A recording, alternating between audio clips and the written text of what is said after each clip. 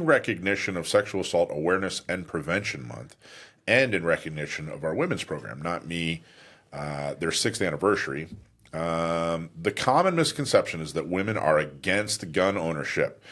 But a 2014 Gallup survey found that 58% of women believe that having a gun in the house makes it safer. According to a recent Pew survey, over 28% of women have at least one gun in the house, and 41% of women say they have, quote, convenient access to guns. And that is your gun truth of the week. I'm not sure what convenient access to guns means. I think that might. What do you guys think that means? Do you think it's like a spouse has it or something? Or? Yeah, I think the 28% maybe is speaking to. Well, actually, no, I'm rereading it.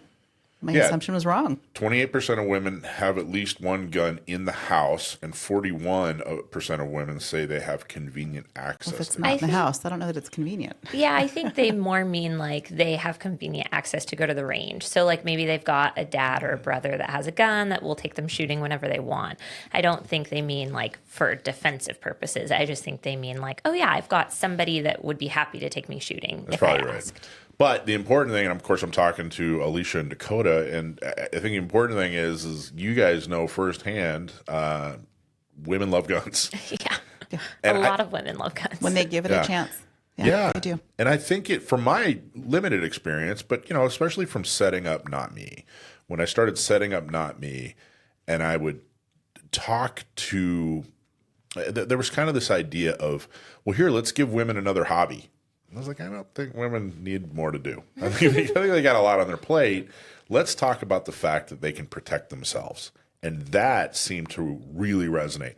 Where I think guys tend to look at it as, hey, this is a cool hobby. And oh, by the way, I can defend myself. But women, I think it's the opposite. I think they're like, wow, this empowers me and I can defend myself. And it turns into a cool hobby for a lot of, I don't know, am I off? Yeah. Am I painting with too wide a brush? I think it's a mix. So like for our intro event at A Girl and a Gun, we ask the ladies who show up, like how many of you have a gun in the home? How many of you have never shot before? So we kind of get a good understanding of like why they're there.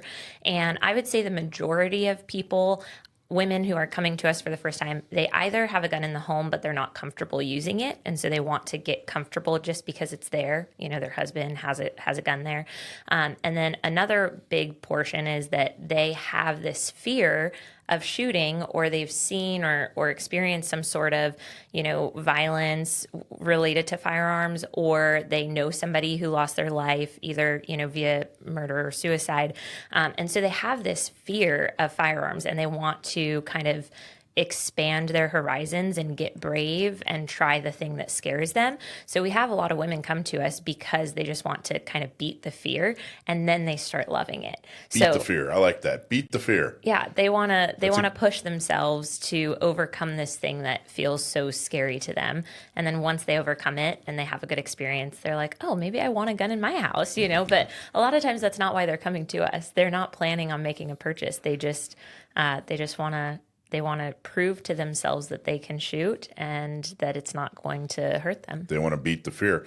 And this is from 2014. I would guess that it's probably ticked a little higher since 2014. I would say definitely so.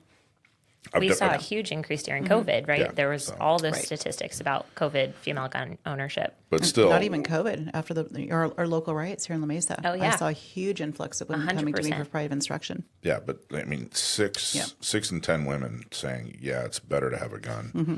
That's what really kind of cuts, all the political rhetoric of guns and him and ha and the myths or whatever. The fact that people instinctively, logically know that if they're in some kind of situation where they're being violently attacked, they know they want a gun. They don't want a whistle. They don't even want pepper spray. They know, hey, you know what? When everything goes, wrong and I'm in true trouble, it's a gun. That's what I want. And that cuts through all the political rhetoric, all the propaganda. People know guns are effective with self-defense. And even if they don't want to be the one to use the gun for self-defense, they want someone else with a gun to show up real quick, Yeah, right? exactly.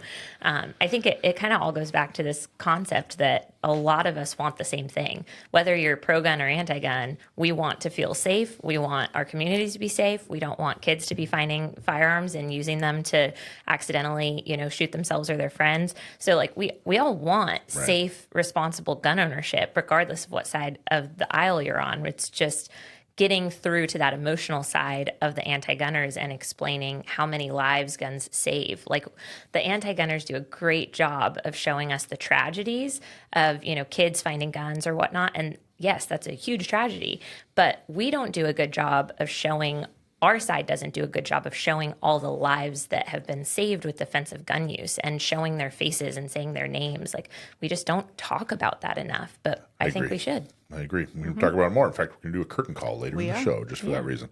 Hey, thanks for watching Gun Owners Radio. I hope you loved that clip. Don't forget to like, subscribe, comment, and follow us on social media. And check out our website at gunownersradio.com.